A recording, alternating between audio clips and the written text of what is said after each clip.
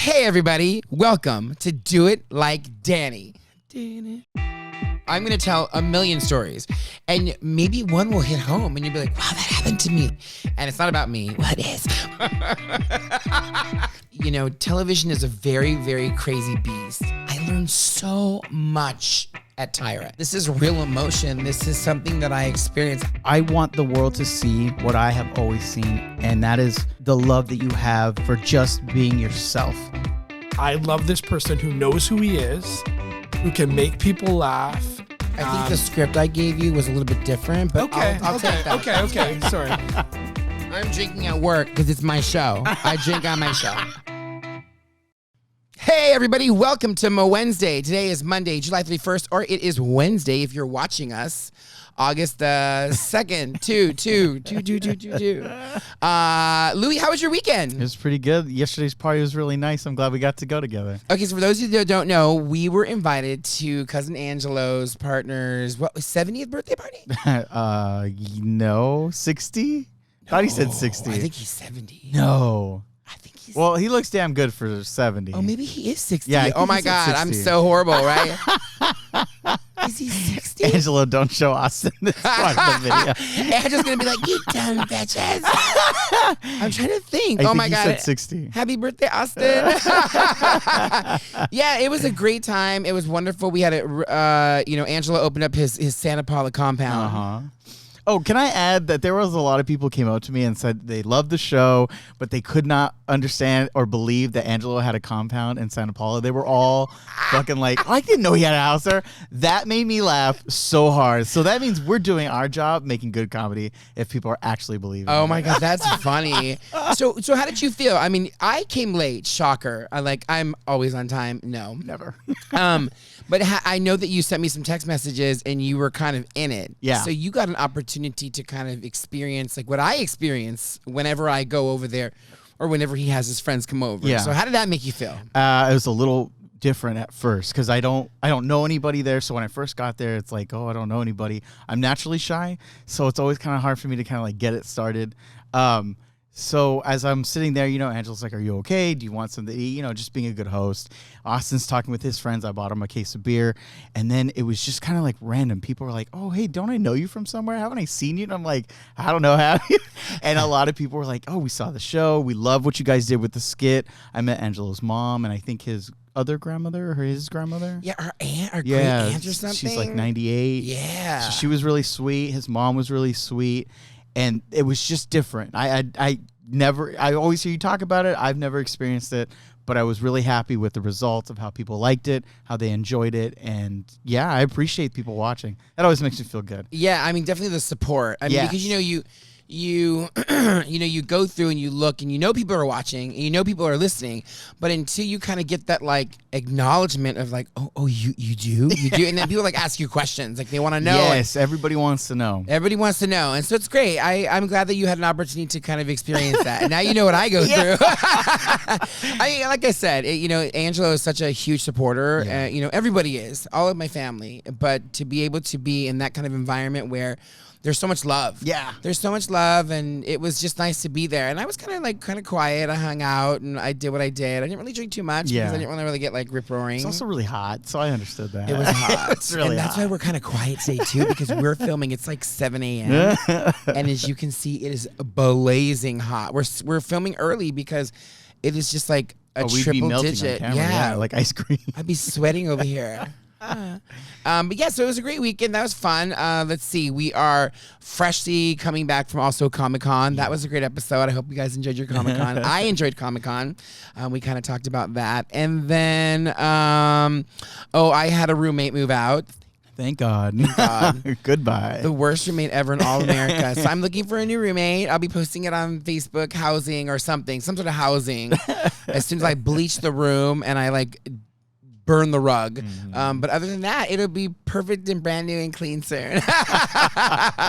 Oh my God, what a nightmare. We'll talk about that. That'll be another episode. That's not for this celebration episode. It's not for your birthday episode. Yeah. So this is also my birthday. So happy birthday to me. I am now officially, this is my 50th anniversary on this planet. Yay. So as an announcement of my 50th anniversary on this planet, I am going to celebrate my 50th anniversary on this planet pretty much every single day.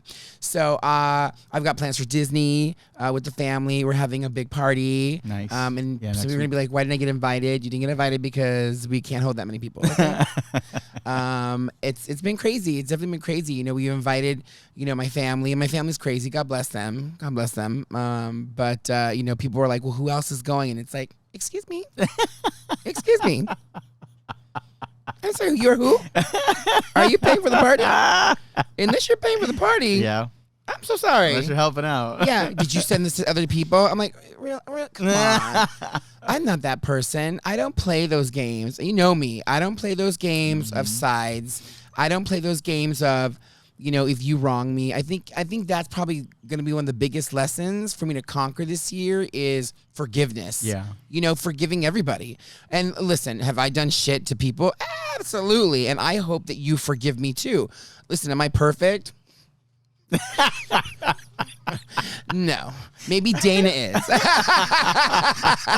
But I'm not perfect. I have made so many mistakes, and I want to apologize for them. You know, that's going to be probably the main part of all of this for my 50th anniversary this year and a lot of our shows. And as we talk about the talk, we're going to go back to my story in a little bit. You know, part of season 2 will be the talk, and part of season 3 will be the talk. And, you know, sprinkled in there also will be Cousin Angelo and our skits and Darnella.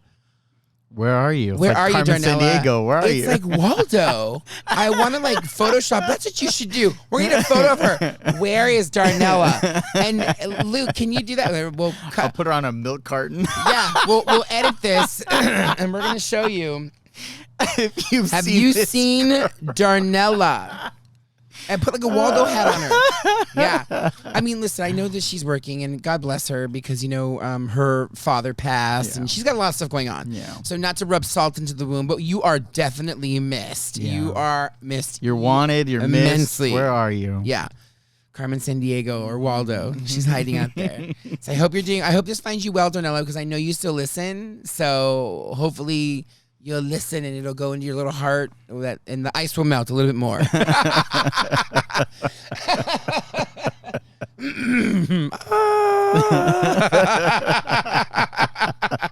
I had to like clear my throat in your old age. We got some good compliments yesterday. People said that you look 26. Somebody said 35. Yeah. That was good. Well, listen, I am so lucky that, you know, a little shoe polish goes a long way. Not to mention, I'm fat, so it kind of fills in all the wrinkles. You know, I'm afraid to lose weight because I feel like my skin would look thirsty. Oh, you I see know, what you're saying. if you lose weight and you kind of, I don't know, but we have really good genes. So Yeah. I don't know. I'm making excuses to not lose weight. Oh, man. But oh shit, what was I gonna say? There's something else too. Blah, blah, blah. Party, Darnella, 50th anniversary celebration. Shit, I had it on the tip of my tongue. Oh well, moving on. So yeah, so all of that is coming up this year on my 50th anniversary celebration. If Disney can do it, why can't Why can't I? Well, that means you have to have fireworks every night, though. Yeah. Where could we need permits for that, though? I actually looked into it one time. I was like, I want fireworks. I love fireworks. Like, honestly, that is the way to my heart. If you man. can produce fireworks, It's so good. you're in. Let's see. Oh, and also, too, okay, so Jimmy has a birthday coming up also. Jimmy is August, the beginning of August. okay. We're both Leos. Isn't that interesting? Yeah. Yeah. Who else's birthday is coming up? Rest in power. Rest in peace. My grandfather was August 1st. Oh, wow. Who else? My Tia Sylvia, my Aunt Kathy. Happy birthday to all of them. I know I'm missing somebody. Bonnie had a birthday. Let's see here. My sister already had a birthday. Helen. Gosh, I want to make sure I got everyone. I don't want to miss anybody. And I'm go, it's my birthday too. Well, if it's your birthday in August or July, guess what? Happy birthday! It's Leo season. It's Leo season.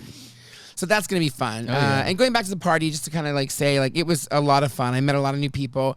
And it's always interesting, too, for me when I go to those things with Angelo because, you know, you meet people, but I never remember. Like, in my old age, I forget. And Yeah, it's the so sad. names. And I'm not trying to be, you know, dismissive or mean or rude or, like, flippant, but there's so many people to remember. And I think that's also what I'm realizing is I don't remember the way that I used to. I may remember stupid shit. Like, oh my God, perfect example.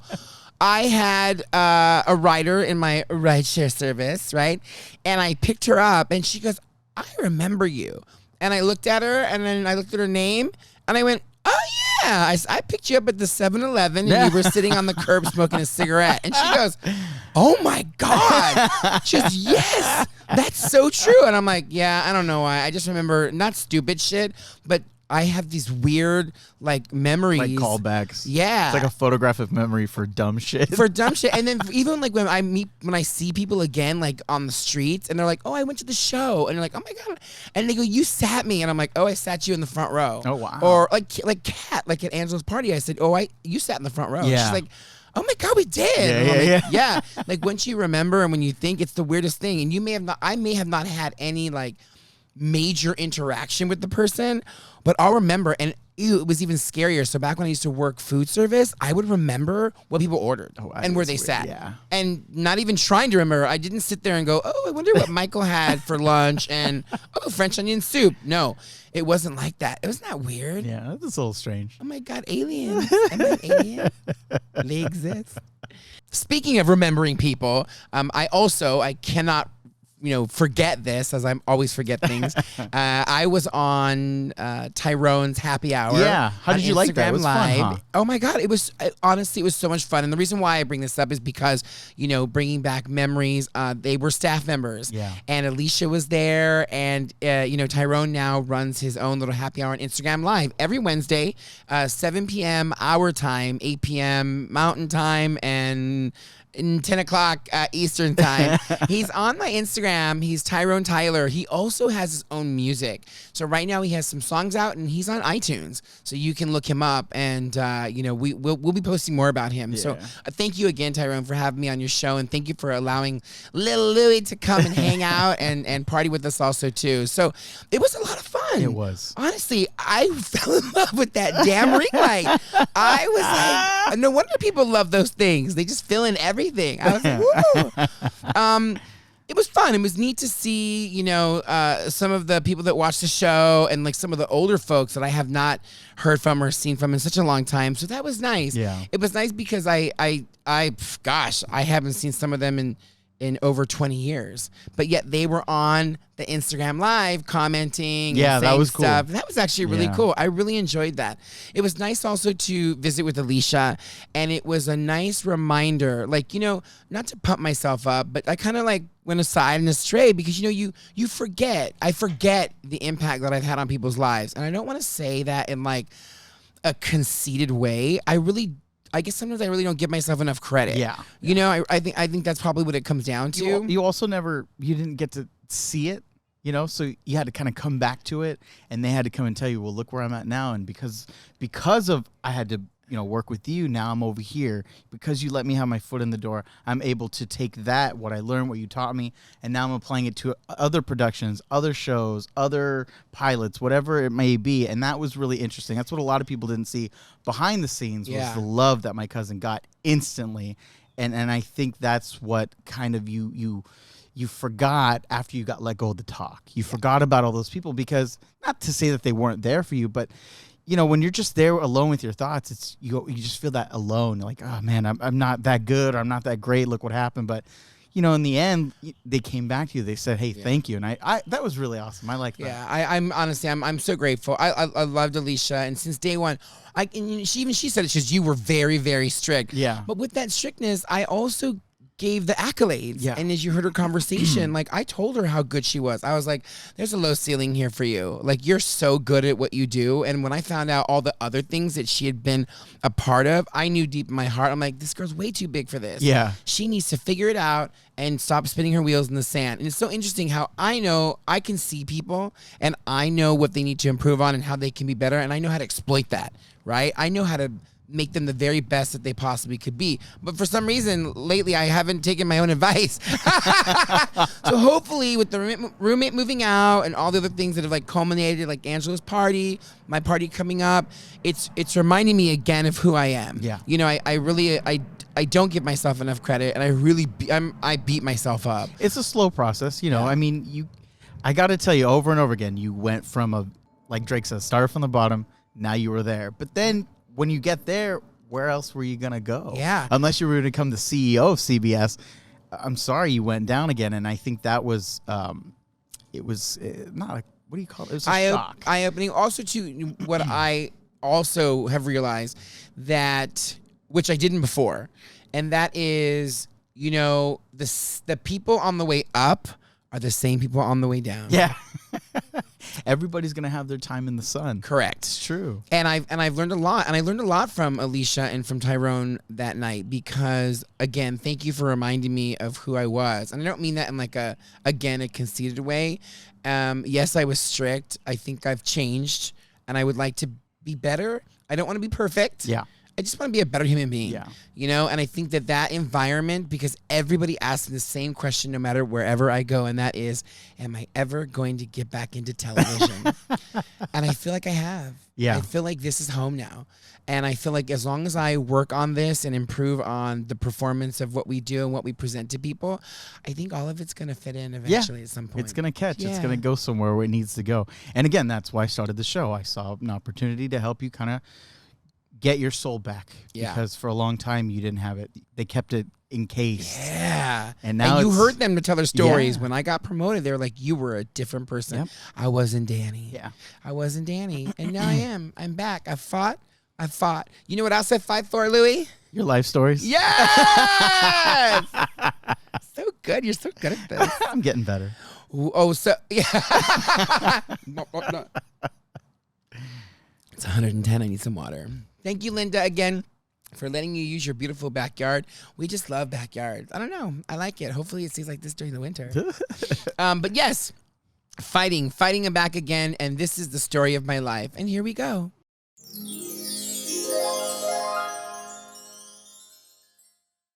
Oh my gosh. So in our last episode, we were talking about how I had, my trajectory so far up in this point. It was New York, it was Vegas, it was all these insane things that had happened to me. Ocean's 11, being on, on a movie, and, now I'm at the pinnacle of my career, or so I thought, right? And just when I thought it couldn't get better, it did get better, but we have to get to that point. And so this is the part where our last episode, we were talking about how I had not my personal choice to audition as the warm-up guy for the talk, but I was kind of like forced into it, is the truth. And I can admit that I threw it completely. I think I ruined Leah Remini's life forever. Oh, well, she'll be okay. And the science of, no, I'm just kidding. That's me. So after I was told that I wouldn't be the warm-up person anymore, they brought in another gentleman by the name of Bill, who we became good friends. But as TV always works out, we no longer really talk anymore. Yeah. I don't know why. And I think that night we talked about it at Tyrone and Yeah, we Alicia's, did, huh? and it's like, and I know I make jokes about it, that he was dead and stuff, but it's like, I never heard from you. I think I wished him a happy birthday like last year or something random. And I think we were going to make plans, but then I never heard from him again. Yeah. So people have always been obsessed with our relationship because they swear that like we were dating or wanted to date or one of us liked each other. We just had this like oil and water, and we would go with each other because, you know, we're both quick-witted. Yeah. Well, I'm funnier, but, you know, and listen, and Bill came onto the show, and he did an amazing job warming up the audience. I gave him tons of tips and pointers, which I'm sure he'll never admit. Maybe he will. I don't know. I gave him what worked for me, you know, and what works for him because he's still doing it. He's been doing it forever. Congratulations, right? Yeah. So that's great.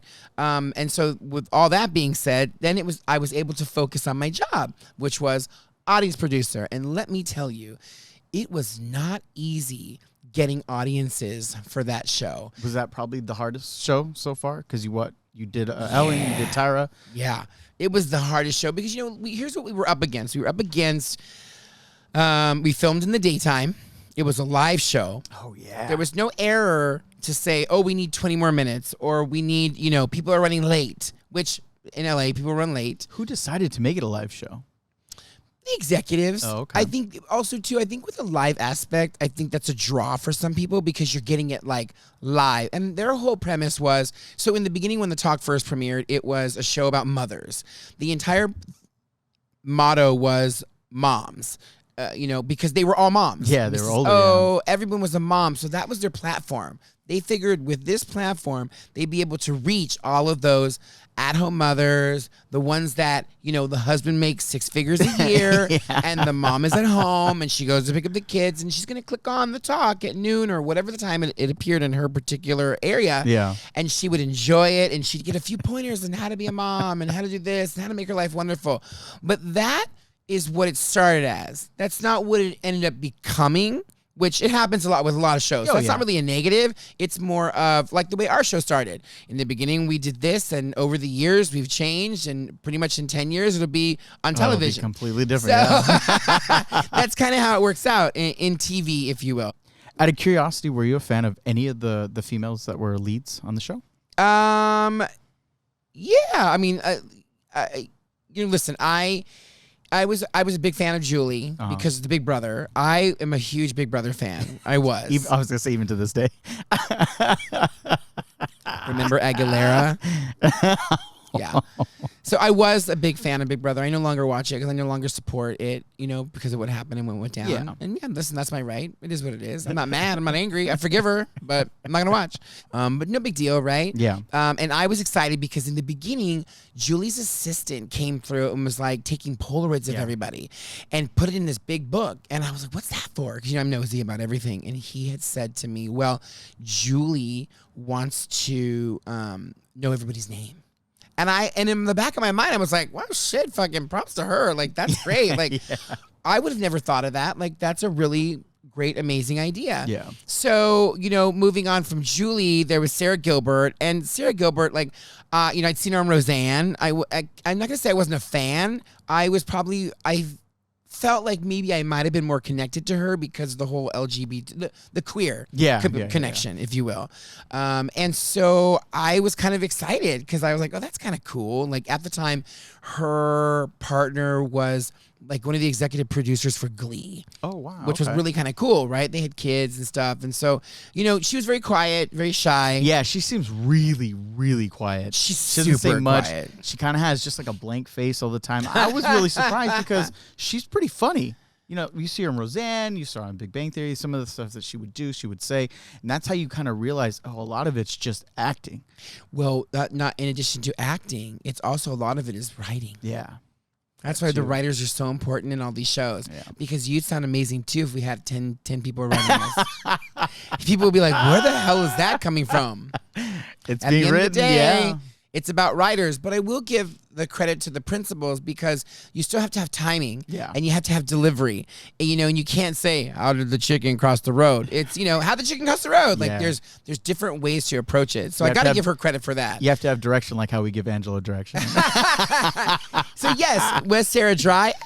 Absolutely. You know, but it worked for her. Yeah. That was her thing. And then we had Mrs. O, Sharon Osbourne, who was just, I mean, that was really cool. It was cool to have worked with her in such a close proximity and because of the Ozzy connection. Yeah. So that was kind of cool because I knew about Ozzy Osbourne, but I was never like, I don't say I'm a fan, but I would have never thunk in a million years I'd ever have gone to his concert. And we were lucky enough to have gone to 3. Oh, that's awesome. That's See, we were lucky. Oh my God. And that was one of my favorite hosts because of Ozzy. Because Ozzy actually had one of my favorite guitarists who ever lived, and then he died very young as a part of his band. Randy Rhoads, right? Yeah, when he was a solo artist. So when you invited me, I remember the first time I was like, I just can't wait to see Sharon Osbourne, because I knew the whole backstory between them, how they got connected with her dad, because he owned part of Black Sabbath and their royalties at that time, and then how they got. I mean, she saved his freaking life. He was about to die. Yeah, it was crazy. Yeah, I didn't know the whole story yeah. until like she came to the show, and then I started like researching it more and looking into it, and I was like, oh my God, it's fucked up. But I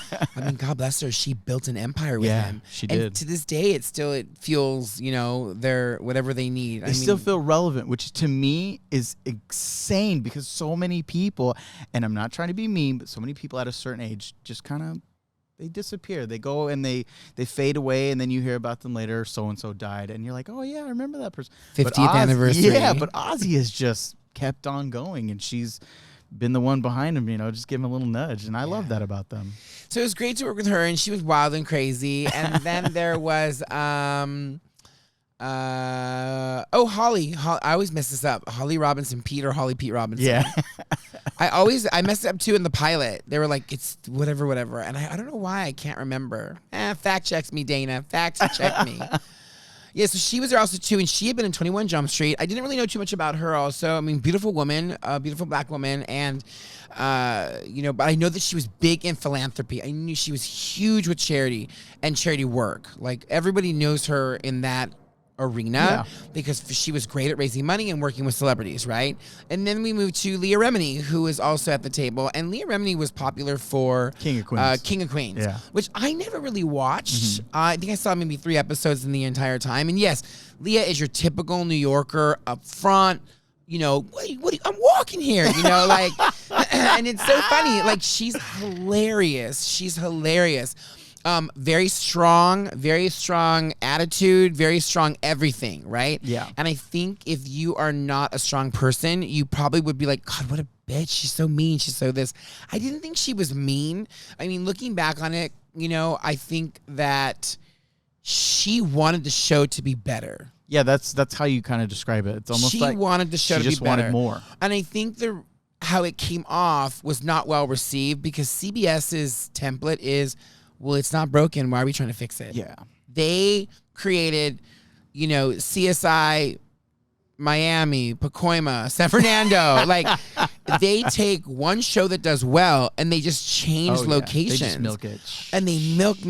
And their viewers watch it, which is wild to me. And when we would get like research and reports, like the average CBS viewer turns their TV on to CBS and then they go about their business and their day and they never shut it off. Like, it'll play in the background, almost like radio. Yeah. And so that's how they kind of got, some of their ratings and how they were so popular for so many years, but especially with the soaps and stuff. And with the advent of soaps moving out and daytime talk show televisions moving in, there was Ellen, there was all sorts of different talk shows that were premiering at the time, especially since we were also, you had Oprah. Was Oprah still on? I think Oprah was still on when we premiered. Yes. But she was on the O Channel already, Was she on the O Channel? I don't know. We'll have to look at that. Dana, you have to help us Fact out check here. us, please. Can you call us now, please? Thank you. But I believe, Oprah was still on, and The View. Yeah. With Barbara Walters. So there was a lot that was going on at the time. At the time that our talk show premiered, it was time for something new. Yeah. And we did really well in terms of the ratings. Well, according to what they were giving to us, we were doing sort of well in the ratings, being premiering. What happened to us, though, is we shot the pilot. We didn't premiere until October. Oh, okay. So everybody else had premiered in September, which is the normal ramp up. But because we got approved, I wouldn't even say late. The pilot was shot, like summer. I think it was you said it was in August. Like Yeah. something crazy. Like the timeline was insane. And everybody on the pilot was like, oh, this is going to get picked up. This is going to get picked up. Well, This it is gonna had get to. picked up. I mean, let's be honest. It had to be picked up. It wasn't not gonna not be picked up. Agreed. And then going back to the first show, really quick to kind of interject, we had Moonves. They live streamed him in because that was part of it. Like, we want to be, breaking news in the event something is going on in the world, right? Because that was Julie's background, if you will. And so Les came on and said, "You're my wife, but if the show sucks, I'm going to cancel you." Right? And it was like epic. It was so hilarious. It was so funny. And everyone laughed about it. And kind of, he kind of wasn't joking, but he was joking at the same time too. Okay, so you're sharing some behind the scenes stuff that a lot of us weren't there to see, but you actually were. I mean, you sat in the meetings, you saw the live streams, you saw the pilots. How many pilots did you shoot? 1, 2, 3? We shot one. Okay. We shot one pilot, and it was all the hosts, and I think they were still waiting to lock in. No, I think they were all there. Yes. Oh, God, it was a while. I mean, that's over 13, 14 years ago. Yeah. Being a part of the producing side, and you had come off already another show that had won an Emmy. What did you feel could have been changed to make the show better? Maybe something that steered away from The View and made it really like a show different, but also its own thing. Well, it's interesting that you asked that because, you know, they wanted the show to be like number one for CBS. And that first season, I will honestly say, our ratings were amazing. And the reason why our ratings were so good, I have to give Leah and Holly props. Oh, okay. That behind the scenes, what people don't know is because of, you know, Holly's philanthropy and because of Leah knew everybody. And I don't know if that was a Scientology thing, because I think also too, when we started, she was on the cusp of leaving or she had just left. Like there was something in there. I can't, Dana, I'm sure you'll tell us. But there was something in there where she was beginning to get out. There was something there, right? Yeah. But because of them, we had the best celebrities. Yeah. We were able to get J-Lo because of, you know, her and Leah are like great friends. You know, they went to her wedding in Italy, and like that was a big draw. And because we had J-Lo, we had Will and Jada. We had Justin Bieber. So you got to meet a lot of these behind the scenes celebrities. You know, not so much meet, but like to be in such close proximity to them. Like J-Lo's cool. I've like kind of crossed paths with her before, and I love her to death. But you know, she's special. And but like Justin Bieber, like I would never go to a Justin Bieber concert, but to be in such close proximity to him and on that particular show, oh man, it must have been nuts. It was nuts. Yeah. My sisters were there. Oh, cool. My sisters were there, and in the video, and Denise is there too. In the video, which I didn't even know existed. I mean, this is how crazy. My sister is there in camera shot. Oh, nice. Which is that's neat. That's really, really neat because they'll be able to go back and they'll be able to look at that. We should try to find that. I'll try and find it. We should definitely try to find that. It's there. It's live in the episode. So I will give them that credit. So I think because of all of that, I think that they, like Danny Verdugo, put a target on their back. Because they were outshining. I was just going to say that. Yep. They were outshining you know who. And while it's not said, and while it's not written, You can put 2 and 2 together. it's known. It is known. And I think that throughout that first season of our trials and tribulations, I think that, listen, what was Julie going to do? Julie was an anchor. Yeah. The only thing that she had in relation to all of them was that she was a mom. But she didn't have, did she have a platform? So the one thing that always bothered me is that I think just Holly had a platform. Platform meaning like a social charity. media? So I represent, human trafficking, or I represent homelessness. Like, to me, those are platforms, and those are those are social causes that you can connect with branch out, the average viewer. saying. Why not help homeless people? Why not help, and I think that Julie did do something with USC, like broadcasting or television, but I don't know I think after everything went down with her, they removed her name from the building, but that's more information. But what started as something so strong, I began over the season to see it unravel. Really? Was it quick, or was it towards the end? Like, was it, first three months, first 2 months? Listen, we had gone through a lot of upper management changes. Like right away? Right away. Oh, wow. Okay. Right away. I mean, they tried to bring on extra people, and whether Julie didn't like them, although not written. You just have to assume. You have to assume, and that's a bad word to use. But, rumor has it, allegedly, it was Julie didn't like this person, or so on and so forth. Yeah. They had brought in an executive at one point. I think what we kind of learned in the past couple of years, that the rumors in television end up being a little true. So I think it's safe to assume. There's a little bit of truth. Yeah. Right, Dana? Right. There's a little bit of truth. At the time, the executives tried to vilify Leah and Holly. Really? Yeah. Sounds familiar. Yeah, right, right. They tried to vilify them because Leah wanted the show to be better.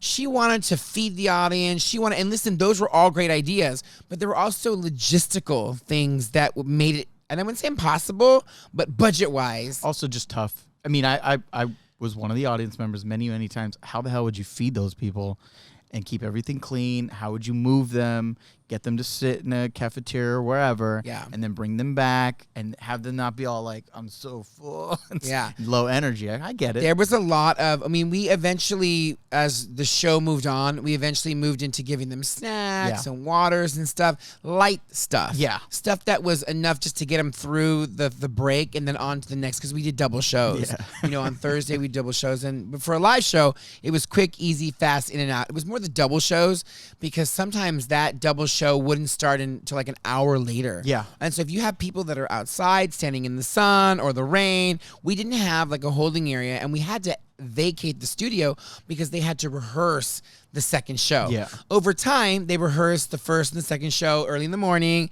Then we shot the show, did a quick, 15-minute rehearsal, whether it be music or whatever, and then we allowed the audience back in. So towards the end of my time there, it was a quick turnaround for the most part. Yeah. Unless there were some other logistical things that needed to be set up, like a Ferris wheel or something. Like animals. There's just different things.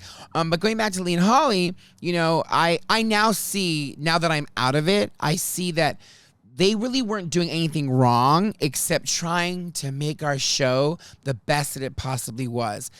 The unfortunate thing is, as the season went on, they went about it the wrong way. They went about it behind Julie's back. Got it. And what I learned is you don't do anything behind Julie's back, because although not written, it was Julie's show. Oh, yeah. Do you think in their minds, they thought they were a higher celebrity status where they could do that and make it out alive? And that's why they did that? Because in my mind, and I know in your mind, we look at that and go, that's not the most intelligent thing, considering she's married to the guy who has and holds all the keys, right? So, so this is not like a sexist thing to say, but no offense. You put 5 ladies in a room, y'all gonna be bitches. Okay? Wait, are you saying women don't get along with each other? I'm just saying. Because when one makeup artist came in, others wanted a nicer makeup artist, others wanted wardrobe. It was a constant. Who had the better? It was constant. Wow. It was constant. Well, I want my wardrobe to be from and I want and it was constant. Huh, and they talk about men. And then one wanted their dressing room remodeled, and then guess what? Well, you got to remodel? I want to remodel. Oh, my God. Yeah. Oh, man, Les was signing checks left and right. But that's part of it, too, because at the end of the day, and of course, this is allegedly, I was only in on one meeting, but this was later on when I was finally in their inner circle. Yeah. I was only a part of one meeting where someone had said that Julie's response was, well, just ask my husband. Wow. So I don't know if that was the main theme in season 1, because Holly and Leah really shined. I mean, we were getting, and Mrs. O, got Elton John. Like, Mrs. O also knew a lot of people. Yeah. So the combined trio of them was a powerhouse. But did Mrs. O ever go behind the scenes, or did she kind of know what she was doing and knew how to maneuver better? Because let's face it, after season 1, 2 of those hosts were no longer there, but Mrs. O was there almost till the end. So Mrs. O will admit, this is nothing new. She's admitted before. Mrs. O used to have her own talk show. It was the Sharon Osbourne show. And when Mrs. O was doing that, she was a nightmare.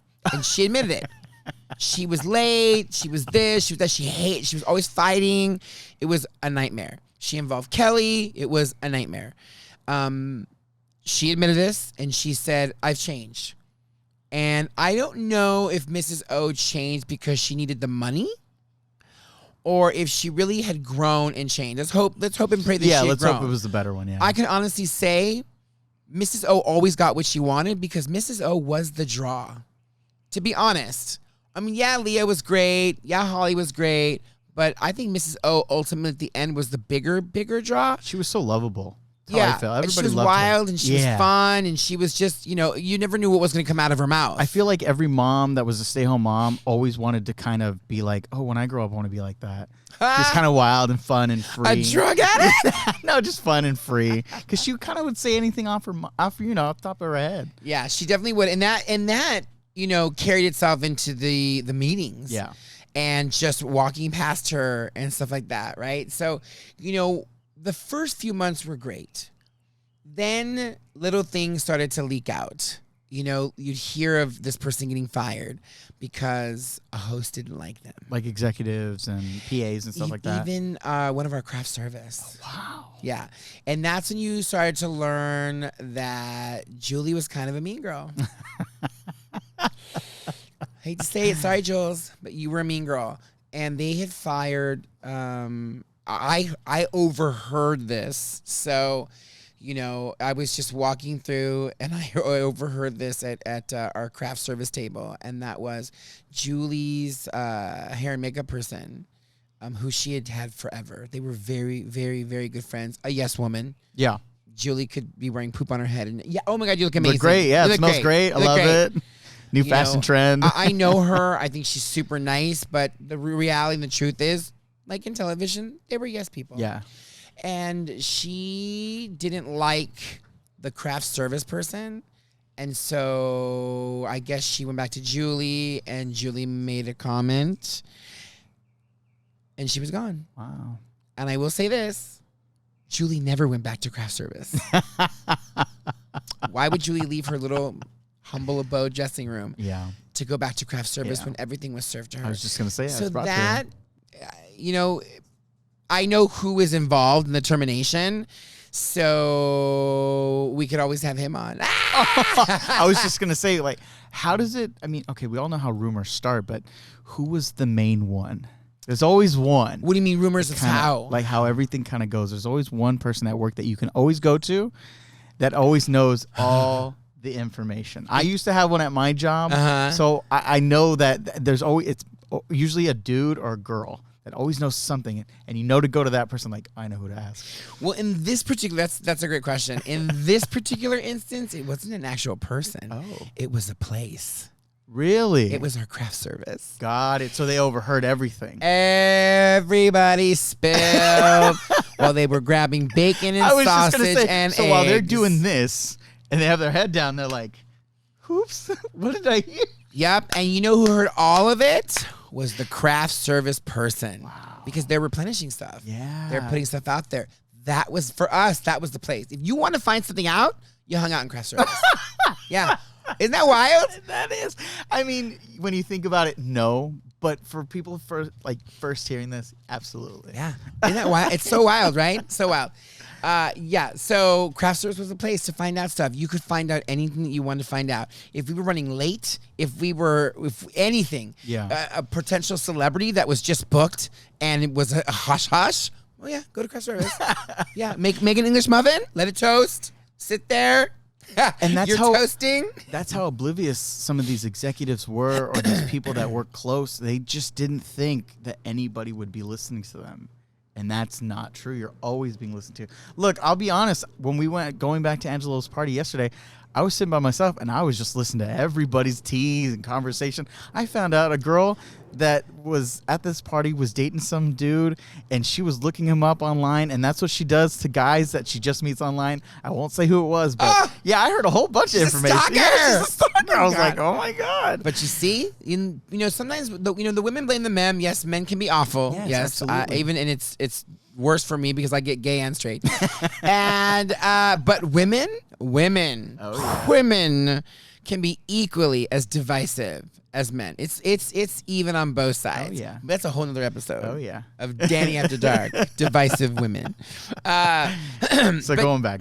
So going back to the craft service, like that was the place to be. So you would get your breakfast in the morning and you'd be over, boop, boop, boop, boop, right? And you'd find out everything that was going on for the day for the most part. If there was like a schedule change, not even in the actual meeting, you'd find out a craft service from the prop holders, from the people that were below the line. You found out everything because they all knew. Yep. They knew before anybody else because they had to know those changes per the union and so on and so forth, right? Interesting, huh? And then, of course, once rehearsal was there, and then right before the show, you'd go and you'd grab a snack or something. Yeah. And sure enough, you'd, this is what's going on. Oh, the ladies are fighting or this, that. And you'd hear like different things, right? So, that was the place to be. And then that's when I began, like I said, to hear the grumblings of the Leah and the Holly teams and so on and so forth. Rumors started to come out. This is totally behind the scenes. Leah fired her assistant season 1 because something got leaked to Perez Hilton. Oh, I think you mentioned this the last time we were speaking about yeah, this. there's something got leaked, and I found this out through the assistant, and she's like, I'm gone. And I'm like, what? And she goes, yeah, she thinks that I leaked it. And we were like, wow. And she goes, I didn't leak it. Yeah. To this day, I think it was a higher up executive that leaked it and made it appear. But again, allegedly, rumors, assumptions. And as we already know, it's a game of chess. Yes. There's a lot of moving parts, a lot of moving pieces, and you're either going to be good at it or you're not going to be good at it. Yeah, and listen, perfect example, the Kardashians. Yeah. Oh my God, all this paparazzi. They leak it. They leak it on purpose, where they're going to be, so that people will show up. And oh my God, poor me, I'm a victim. Oh my God. No. No, they leak it. You also know what you're going to sign up for. Let's face it. Listen, I also heard rumors that Holly used to leak. Really? Wow. That she used to leak, she'd be playing at the playground with her kids or whatever, what have you, and paparazzi would show up. Or I'd hear amongst the ladies talking, because when they're backstage, they're spilling tea. And they would say, well, that if you go to this particular, what was the Halloween? Horror Nights? Mr. Bones? There's like a particular every year. I think it's called Mr. Bones, and it's like a pumpkin patch. Oh, okay. And it's well known that if any celebrity goes there, there's gonna be paparazzi. So if you want to be seen, you go there. You go there with your kids. Yeah, it's really wild. Like the things that you hear and the things that you listen to, and like the insanity. And I really mean that in the nicest way possible. And that was kind of my season 1, And we'll get into my season 1 hiring my staff, because there were. Oh my God, it was before I got the Alicias and the Davids and all that, they weren't terrible, but it was definitely a learning process. A lot of trial and error, especially huh? too with the pages. Yeah. But we'll say that for another episode. But For going back to, I'm sorry, To ask this question, for season 1, who was one of your favorite hosts to interact with that you did get to interact with? probably Sharon. Okay. I think Sharon was probably like my most favorite to interact with. Leah, towards the end, she was not nice. She was not nice at all. But I think was that because she knew she was on her way out? I don't think they knew. Oh, okay. So they were also caught off guard. I don't think they knew. I think that I know definitely Holly was caught off guard. I was privy to a bunch of emails that came outside of. This was while we weren't even working. This was outside. Like I went to an event with someone who showed me emails from Holly to Julie saying, What the hell? why'd you put me in the freezer, the Chen freezer? You froze me. Like, yeah. So that's crazy, We'll right? cover that a different episode then. No, I mean, tell it now. Like, and that's Wow. wild, because I think that, so here's the thing too. So at the end of season 1, it was, because we still got to talk about the moms. Then that'll be part of the audience. So we got to come back to the moms. Part 2 is like all of their, was Leah's mom, Holly's mom. Okay, hold on. Wait. Between the two, because I've heard backstage stories about these two, who was the worst? Like you put them in a ring and you give every story that they threw at you or did something to you, which one would come out winning? Oh no, we're going to save that.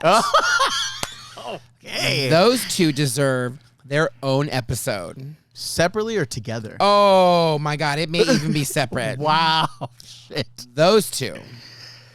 And I've heard some of these stories, so a lot of people are going to be shocked. Sarah's mom was nice. I just, not to give too much information, I think she just thought that we were the help. Yeah. I mean, is that still nice?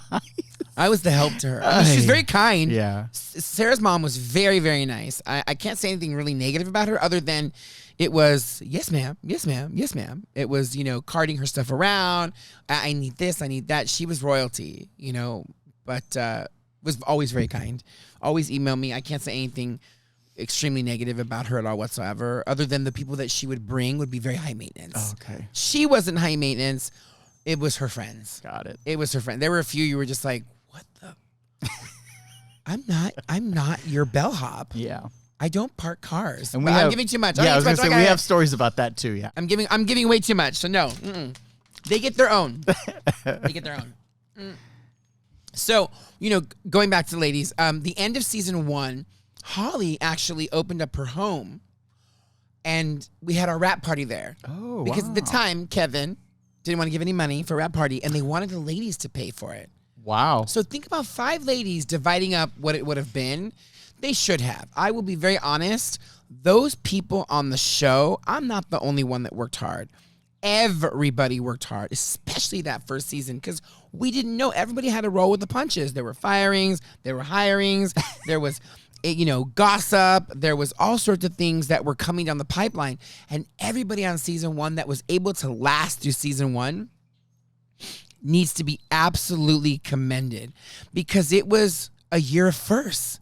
We didn't know what to expect. There was no template other than what we'd had from previous shows, right? Now, I'm coming off of Tyra, which was a glorious, amazing, wonderful time for me in my entire life. And I expected to come into that same environment, because some of the same people were still working on from transferred from Tyra to The Talk. And that wasn't the case. And that was a little sad for me. It was very rough, my first season. Coming off of, I guess everybody was upset that I didn't do the warm up, but I was like, I don't fucking care. And then, Leah and Holly and the celebrities, and it was a wild time. They wanted people. I mean, we sat almost 250 people every single day, Monday through Thursday, 250 people to get them from point A to point B, and not to mention the organization of paperwork and all that. But I'm going back in the audience. I don't do that. So back to the ladies. And so that first season, as I said before, Holly had the wrap party at her house, right? And it was nice. Julie didn't show up. Interesting. So do you think the reason why she didn't show up because she already had made the decision to let her go? Well, at the time, Leah and Holly were the only 2 that had not been re-signed at that time. So I don't know if Holly really threw the party to be a kind human being, or she did it to score points with Julie. I don't know. Again, assumed, allegedly. It was rumored. I had heard that. Leah and her mom were there, and, Leah was whatever she was doing. And the executives were all around them and, kissing their butts and all that stuff. And Leah's mom came over to me, and she said something to me, which we will reveal later when we begin the mom one, but I want to put this in your head. And she said something to me, and I responded back to her, and then I never saw her again in my entire life. Wow. We'll talk more about that. But what I wanted to leave with all of that in season 1, I have to leave with the best story ever. For me personally, I think this was the first week. Now, when you start a show, you Google everybody because you want to make sure you know who your executives are, right? That's just a given. I mean, anywhere, you should. even any show you go to, any interview, you should always Google and figure out who these people are, right? Who you're going to interview with. So I had, Googled everybody. So in walks this man, right? Spry, walks through, and he starts walking around. And so, of course, I'm like, who is this person? Security didn't question him. They were like, whatever. Nobody said anything. The pages were like, meh, on their phones. They weren't paying attention. Yeah. And I'm like, hello, do we know who this guy is? And over a microphone, I'm like, who's the gentleman that just walked in? And everyone goes, oh, we don't know. Nobody knew over the headset, right? Some random crazy guy could have been. So, right? So he goes on the stage. He's standing behind the camera. And I go, can I help you, sir? And he never turned around. And he goes, I'm fine. And I was like, oh, sir, there's cameras here. I just want to make sure that you're safe. And he turns around and he goes, I'm Les Moonves. And I went, Mr. Moonves, you are more than welcome to do whatever you want. I just want to make sure you know that the cameras are here and I don't want you to get run over. And he looked at me and turned back around. Never said anything again, right? Meanwhile, on my right in the audience, Angelo, who's Leah's husband, Leah's mom, they were all sitting there in the audience, as they did every now and then, right? So Angelo, who is Leah's husband, he is the nicest man. He is the most talented man. He is so kind. I could never say anything negative about him. And if I ever see him again, he's always like, oh my God, like super nice, right? Yeah. He's like, oh my God, during commercial, come over here. And I was like, what's up? And he goes, I can't believe you just tried to throw Les Moonves off the stage, right? He's like, who the fuck does that? He's like, you're fucking crazy. He's like, who tries to throw the husband who is the show like money, and you're over here trying to throw him off the stage? But in my mind, I was like, I didn't know who, I didn't see his face. You know, it's dark backstage. Oh, yeah. There's no lighting. Everything's on stage. And I Googled him. But what he looked like in his photos, I'm not going to lie, he looked like an old man. What was in front of me was very different. The energy was youthful, strong, spry. Like, I would have never expected any of that to be in front of me. And again, he's like this. He's forward, and I'm behind him. Yeah, you can't. I never see his touched him. face, yeah. I just whispered, can I help you? Once he turned, I knew who the fuck he was. Now, at that time, did you feel embarrassed? Were you Oh scared? my Were you God, of nervous? course I was fucking embarrassed. But I was also in fear of, oh fuck, he could get me fired. Yeah. I could get fired for this because I had heard rumblings that if you show disrespect or whatever, especially if Julie found out, right? So Julie found out. And she, no. Yes. Oh my God. And she goes, so I hear you trying to throw my husband off the stage. On season 1. On season 1, and I thought, this is it. This is my last day. I'll wait for Friday. I'll pack up my things. Oh, man. And I don't think many people know that. I don't think I really ever admitted it, except the only people that really saw, I think David knows, maybe Jeff. But, Angelo saw it. Angelo, Leah's husband, not cousin, saw it all go down as I tried to throw Les Moonves off the stage. And I really didn't. I was more concerned because those cameras in that well were like a main concern. Yeah. And there were 4 of them that flew in and a jib. No, yes, of course, it's Les Moonves. I'm sure he knows his way around a fucking stage. Yes, I'm sure. But when somebody walks in dark, no one's questioning, nobody knew who he was, I had to step in. Yeah. I'm not going to just allow, I still have to protect the principals because if anything happens to them, guess what? I don't have a paycheck. Okay? So maybe that's why in the end, he realized I was just trying to do my job. I wasn't trying to hurt him. But I said to Julie, I said, yeah, did you like my prank? And she goes, oh, I'm going to tell him. He loves pranks. I pulled that out of my ass. Out of my ass, I pulled that. Wow, yeah. Yeah. I have no words. Yeah, I saved that story. I saved that story. Yeah. Wow. Yeah. That's good. Yeah, That's so great. listen, with no words, as Lou says, I have no more words for this particular episode other than it's my 50th anniversary celebration. Is Lou still laughing? Just like, oh my God, you're really We're going to give Lou a minute. Okay, that's really good. Yeah, wow. Yeah. Okay, I'm done. Yeah.